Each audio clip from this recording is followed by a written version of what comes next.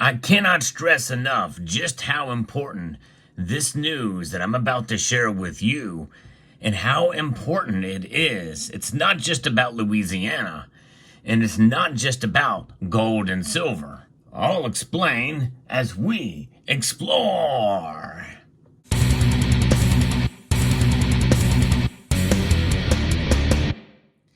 Yeah, this is news about gold and silver, but it's really about you, the individual, not just Louisianans, but also people around the entire globe. This is how important this is because it's about understanding and defining what sound money is. Folks, there's two different kinds of money out there. There's unsound money, and we can all relate to this as we practice it every day. We utilize unsound money. It has become the fabric of what we do, and it is the foundation from which we value things. But I hope in time that will change. And this news I'm going to be sharing with you will help head in that direction in a big way. Because Louisiana has just done something remarkable. This is unsound money. I'll explain more about that here as I share this story about gold and silver in Louisiana. According to the Sound Money Defense League, Louisiana Governor Jeff Landry has signed into law on the last day of May a new law reaffirming gold and silver as legal tender, making a symbolic statement in favor of sound money principles. And gold and silver indeed are sound money. Now, reaffirmation is the word I'm looking at here, which I think is actually brilliant by the folks at the Sound Money Defense League, because gold and silver have already been affirmed as sound money. And I'll talk about that in a moment here, too. Senate Bill 232, sponsored by Senator Mark Abraham, marks the sixth pro-sound money bill passed by a state just this year, underscoring a growing national trend. And this channel has been documenting it more often than any other channel in this community or in YouTube in general. Louisiana's sound money bill simply affirms that any gold or silver coin, specie, or bullion issued by the United States government are considered legal tender whenever voluntarily agreed upon by both parties to a contract. The measure enjoyed popular support, receiving only one no vote on the floor throughout the Louisiana House and Senate. Now, in my mind, that really doesn't go far enough. It just recognizes United States gold and silver coins like what you see here. But I think any gold and silver coins or bullion should be recognized. But that's notwithstanding. At least it's a very good start.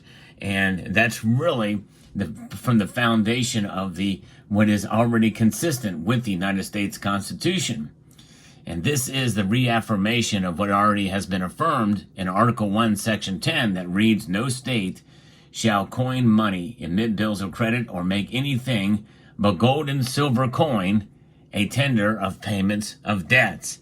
That's big news, folks. That is indeed enshrined in our Constitution. So this legislation is completely consistent with our founding document.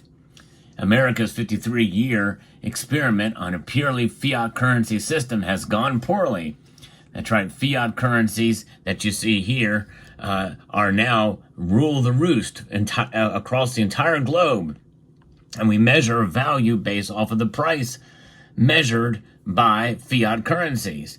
Federal Reserve note, the Federal Reserve System came in an action based off of an act of Congress on December the 23rd, 1913. Of course, that was essentially the Trojan horse that brought other things and changes that has made the Federal Reserve System very, very powerful to the point where they manage the economy. It's what they're doing now. When things get out of hand, then they print more of these to try to stimulate the economy. What does that do? That creates inflation. And they are weaponizing the dollar against us domestically as well as around the world, by the way. And so that's why this is unsound money. Yes, it does have a store of value, but it's a declining store of value, a managed decline of what could lead to the fall of the dollar. Some of these states understand this, so they're going back to the roots. They're reaffirming what we've already known even before the Constitution was written, and that is gold and silver indeed are money, and they are sound money. Now, without the backing of gold and silver, the Federal Reserve note dollar has continuously declined in purchasing power. As I've just stated, the nation has faced a series of Fed creating booms caused by interest rate manipulation, followed by bust and explosive growth in government spending. When savers, wage earners, and investors seek ways to protect their savings from the ravages of inflation, they often choose precious metals over fiat currency because precious metals have preserved purchasing power over time. So this bill provides a symbolic support to Louisianan citizens making this choice, and it's a modest step towards establishing sound money policies in the state. I disagree with that statement too. It's a huge step because they are only the fifth state. Alabama, Utah, Wisconsin, Nebraska, and Kentucky passed legislation in 2024 ending sales and capital gains taxes on precious metals, but only Louisiana and other states now have the laws that actually recognize gold and silver as legal tender. That's big news, but there's still many states to go. But that is really the epitome of what should be happening, recognizing gold and silver as money by state legislatures across the United States here. The 10th Amendment Center also has an article on this. And beyond the provisions to make gold and silver legal tender, the bill also specifies that no person shall incur any liability for refusal to accept recognized legal tender for the payment of debts, except as provided by contract. So, including this contract clause means if parties voluntarily agree to be paid or to pay in gold and silver coin or bullion, the Louisiana courts could not substitute any other thing, such as Federal Reserve notes, as payment. Enactment makes Louisiana only the fifth state, but a big deal to recognize gold and silver as legal tender, as they always should have been doing. Utah led the way, reestablishing constitutional money in 2011. That has been profound. Of course, that has led to essentially the foundation of what's known as the gold-backed transactional gold RM notes, which I think is a great thing. I think it's going to take a while for this to become something that is more entrenched.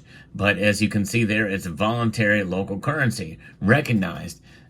So until more people really volunteer to use it, really it's only something that many people find as beautiful little notes with high premiums. But its real power lies in an exchange rate that has been established and that's respected by businesses. It's growing, but it's going to take a while, I think, for that to happen.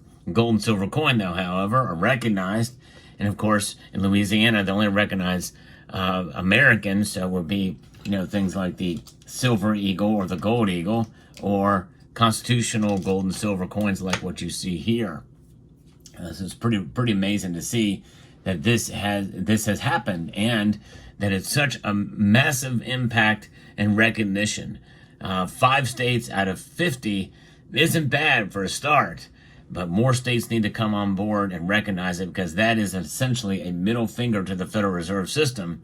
And if there is a collapse in the currency, well, we've got gold and silver in your states, and you'll be protected there, because that's something that very well could happen, and they realize it. Of course, inflation is also the biggest motivator and mover of what we're seeing here with these states over the last few years. The effect has been most dramatic in Utah, where the legal tender law opened the door for the development of gold and the silver market in the state, as we've talked about with the initiation of the gold back.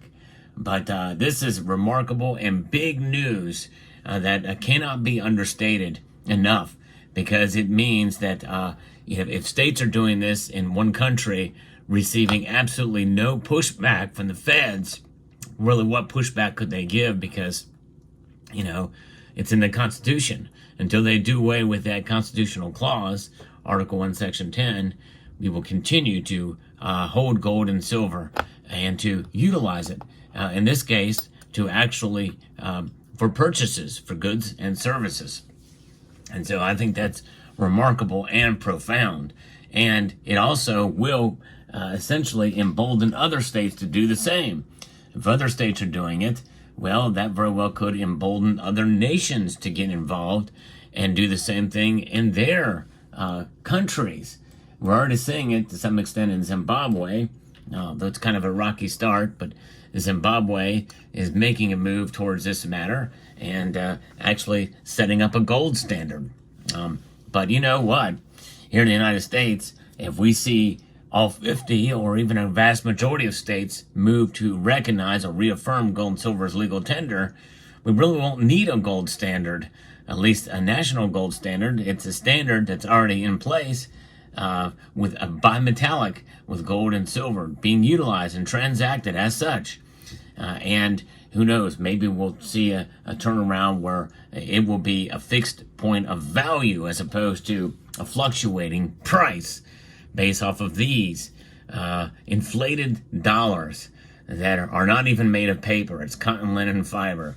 So there that is. So let me know what your thoughts are on this latest news. If you've enjoyed content like this, I am the only channel that has covered this as extensively and consistently any other in the community. And so I hope you will consider subscribing to the channel and pressing that thumbs up button down below if you find value in the content that I provide here. So I'd like to extend a multitude of gratitude to each and every one of you for taking the time to watch, and to encourage you to please rate, share, comment, and subscribe.